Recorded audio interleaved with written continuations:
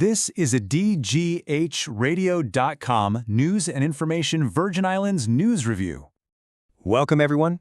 Today, we're going to go beyond just the headlines and really dig into what's happening across the U.S. Virgin Islands. All right, let's jump right in. We've broken things down into 5 key areas for you. We'll start with a big weather system that's on its way, then get into crime and community action, and we'll even touch on some cultural celebrations. It's going to be a packed review. First up, our lead story. And this is a big one. We've got a weather system developing out there that everyone, and I mean everyone, needs to be keeping an eye on. So what we're looking at is a tropical disturbance that the meteorologists are calling Invest 98L. It's currently brewing down in the southeastern Caribbean. Now, if you're wondering what Invest means, it's pretty simple. It's just an area they're investigating, one that has the potential to grow into a tropical depression or even a storm. It's a bit of a mess right now, but, the conditions out there look pretty good for it to get its act together and strengthen up. Now, nobody knows its exact path just yet, and that's key. The official word is prepare, but don't panic. Be sensible about it. Because even if this thing doesn't score a direct hit, we're still likely to see some effects, like heavy downpours and really choppy seas. The most important thing? Keep your ears tuned to official updates. With these storms, a tiny little wobble in the track can change everything. Okay, let's shift gears a bit. We're going to move into our crime and justice report. And we'll start with a couple of really serious incidents. But then we'll get to a powerful community response that honestly tells a whole different, more hopeful side of the story. Over on St. Croix, police are deep into an investigation of a fatal shooting that happened at Bienvenido's bar in Estate Profit, and they're putting out a direct call to the public for help. They're saying, look, if you know anything, if you saw anything, or maybe you even have dash cam footage from around that area, they really need you to speak up. Then there was another really disturbing incident.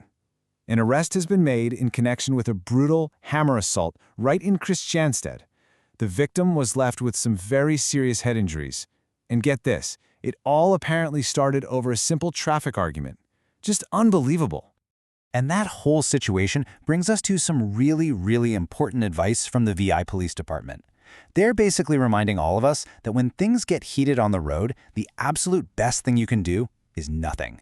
Don't engage, just back off, create some distance, try to remember the details, and call 911. It's all about de-escalation, not making things worse. But listen, it is not all bad news, not by a long shot. The community's spirit was on full display at the Harvest Festival over at Magens Bay. I mean, even with the rain coming down, it was a huge success. They raised over $40,000 for an amazing cause. So you might be asking, where does all that money go? Well, it goes straight to the Virgin Islands Justice Initiative, and the work they do is absolutely vital. They help folks get their records expunged, which can be a total game changer, removing huge roadblocks to finding a good job. It's the kind of thing that helps stabilize families and really makes the whole community stronger. And that incredible sense of community action doesn't stop there. It's spilling over into civic life, too. We're seeing residents stand up and call for more transparency and accountability from their government.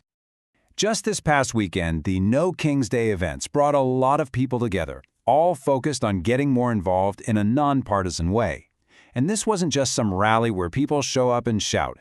No, the attendees came prepared with a clear list of things they want to see change, all aimed at making the local government more open and, frankly, more responsive to the people it serves.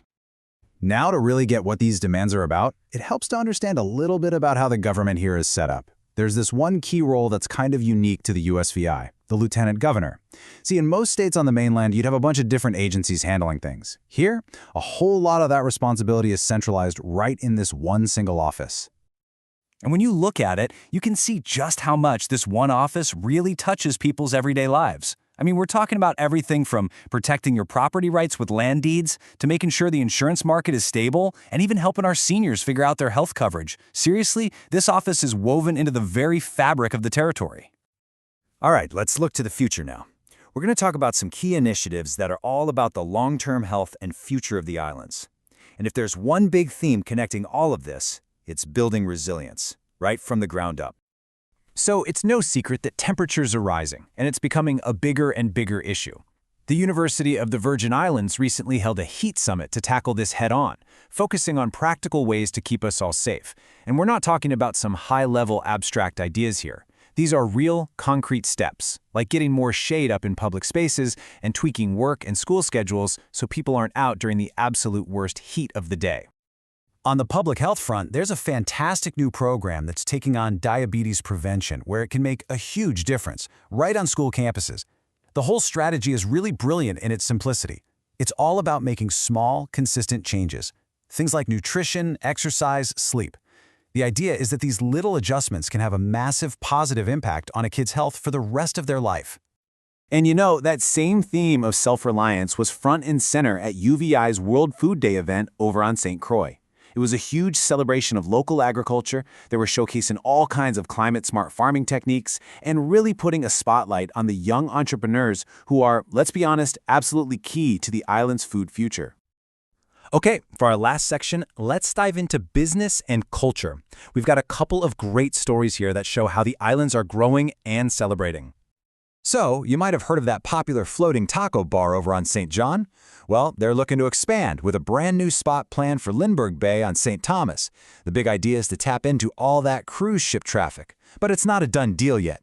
As the plan moves along, people, both lawmakers and the community, are asking some really important questions about safety, the environmental impact, and of course, just how crowded it might get. And looking ahead on the calendar, the India Association is getting ready for its annual Diwali Ball. And I gotta tell you, this is so much more than just a party. It's a huge cultural event, a black tie affair that celebrates the Festival of Lights. But it's also a major fundraiser, bringing in a ton of money for local scholarships and community grants. And just one last thing before we go, circling back to public safety. With that weather system still out there, authorities are just reminding everyone to stay alert. We could see some sudden downpours and maybe some localized flooding.